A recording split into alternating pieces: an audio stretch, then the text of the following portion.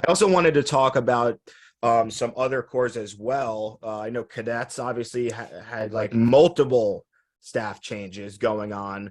Blue Stars, they had Rick Barclay in with the battery, and it Hmm. seems like something went wrong. RCC, I was hearing possibly bringing Sean Vega back, so something's going on there. We don't know. Hmm. What other I hadn't heard that. percussions? Yeah, I heard that. I'm not sure about who's writing for RCC right now.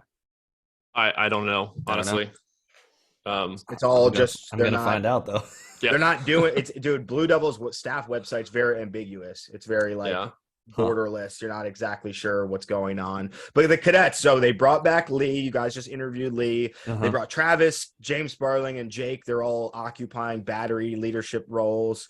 Some of the staff from last year came back. There's some new guys, but very unknown what's going to happen with that. Lee is also still at the Crossman writing for them. So I'm not sure. I'm not sure what's going on with them. I personally think the cadets are going to continue to build off what Tom and team did last year. I don't know what was happening behind closed doors. Like, we've talked to Tom a few times on our show, and we don't have any in the know on that kind of stuff of how it went down. But I thought Tom did a great job with the cadets percussion last year from an outsider looking in on the final product and everything and the progression they made throughout the season. Lee is obviously a student of Tom. He knows Tom. He writes.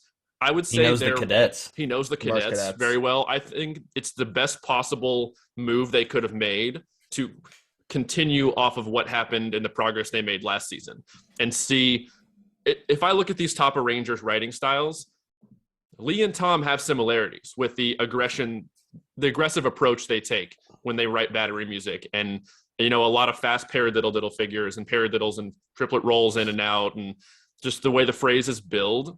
I notice a lot of similarities looking Yeah. at the groups they've written for. So I think that was smart. And I think Lee also, he's got a roster in his back pocket of so many teachers and techs that he's either taught himself or worked with at past groups.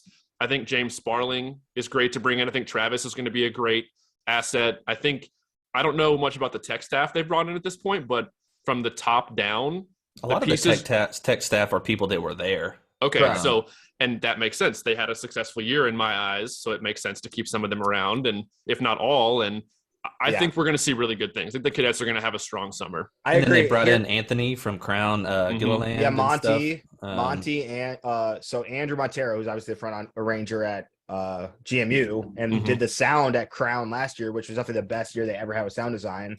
He was removed when they brought Kevin in because Kevin does that. So he's writing the front and the sound at cadets. Anthony really co-writes the keyboard stuff at Mason as well now. And Oh, at I didn't know cadets. that. Nice. So he has Anthony, yeah, and Anthony, by the way, is a Chino and Pulse guy. He didn't march, but he's one of Ian's guys. He Very lives here in awesome dude. Kentucky. He lives in Kentucky. Yeah, if you guys aren't connected with him, he's awesome. He's my boy. Very good friend and awesome dude. My argument with the cadets is this: if Lee can harness Travis the way that he harnessed Zach Schlicker in 2009, Mm-hmm.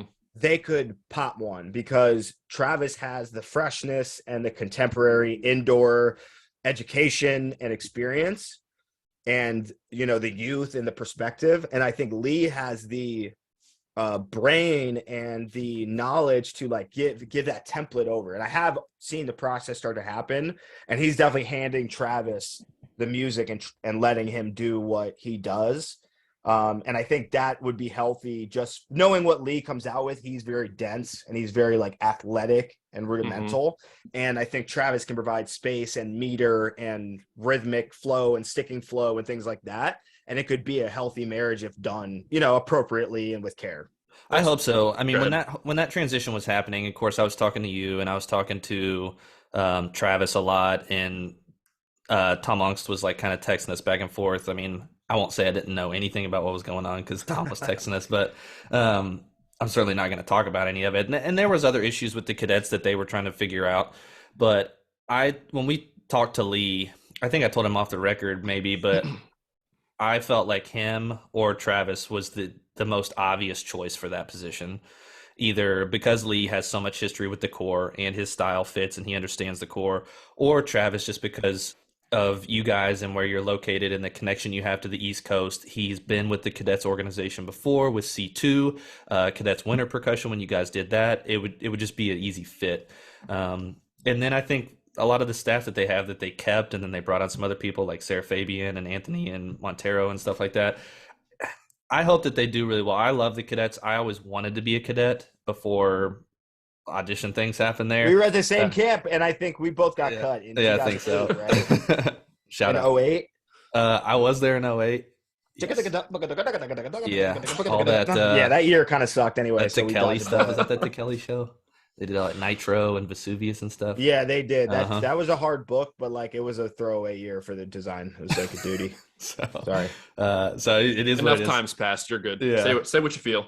It's all good. But yeah, I hope that they have a lot of success just because, I mean, I don't wish any corps ill. So no, I mean, you mentioned Lee utilizing Travis. I think that's one of his, and he hit on that a lot when we talked to him. It's one of his big strengths. And honestly, I would say it's a common theme that I've heard from all these big names that we have talked to.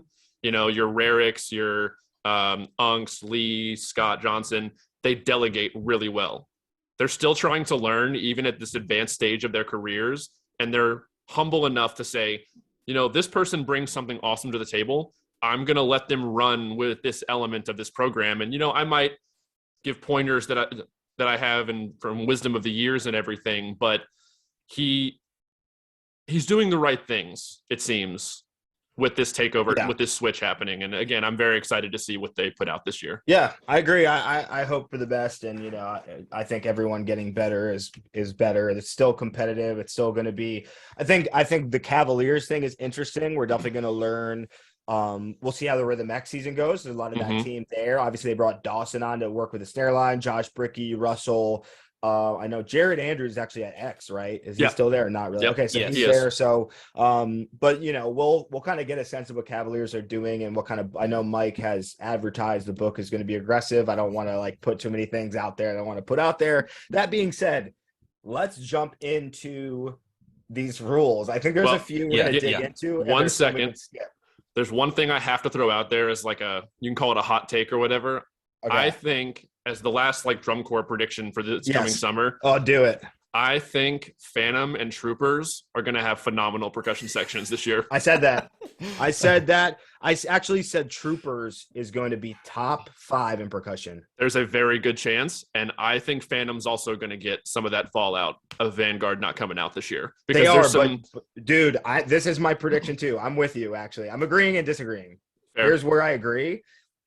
I would think Paul is now going to put his foot down on Troopers with recruiting and being there. Yeah. So he's the one in the meetings. And I think talent will go to both. I agree. Let's say they split 50-50 and 50 the Vanguard % of them go to Troopers and 50 go to Phantom. What we're dealing with is Paul Rennick in the meetings doing what he does and communicating to the judges what and how he does, or Matt Penland and Tyler Sampson are obviously new arrangers. They're brand new arrangers in the world-class space. I don't see them making those moves. I think Troopers will beat Phantom. I love both Matt and Tyler, by the way. I wouldn't be surprised by that. I can agree with that statement. I can agree with that, but I don't necessarily agree that I think Rennick's going to be in all of these meetings. I think the Rennicks, because they're very good friends with Lauren Teal, making calls. I think Lauren is still going to be. She's still the caption head, obviously. I don't think Paul and Sandy are going to try to like. But they write.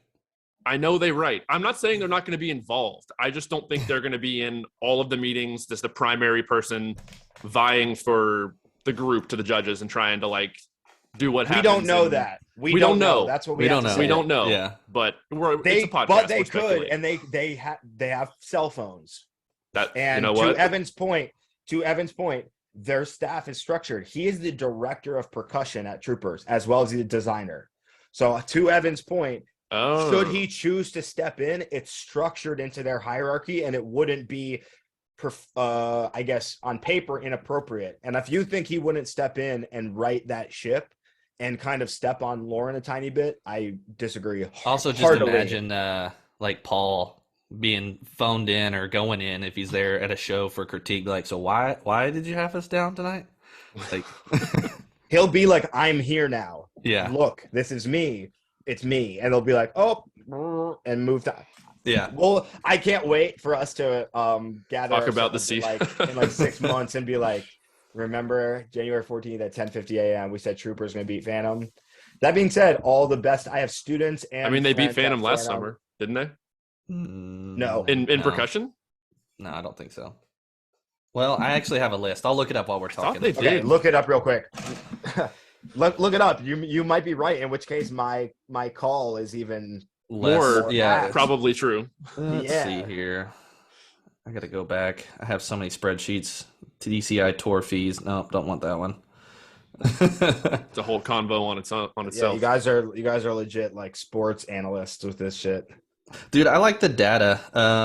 Dude, we've done like timing breakdowns of like how much indoor groups are actually drumming throughout a show. Oh, I remember. I was gonna say and it's funny how that data upset so many people.